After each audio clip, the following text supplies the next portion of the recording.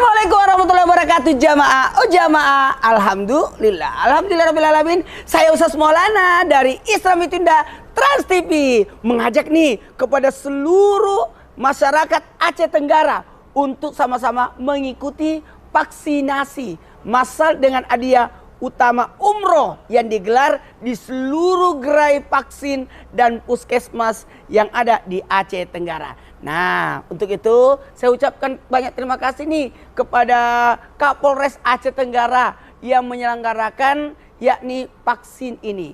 Dan ingat ya, vaksin itu aman dan halal. Berkah senantiasa, la darara wa la dirara. Jangan membahayakan diri dan jangan membahayakan orang lain. Untuk itu, saya bersama dengan Kapolres Aceh Tenggara mengajak sekali lagi untuk kita bisa menaikkan imun, menjaga kesehatan, dan menjaga keluarga orang-orang di sekitar kita. Dengan solusi dari pandemi ini adalah vaksin.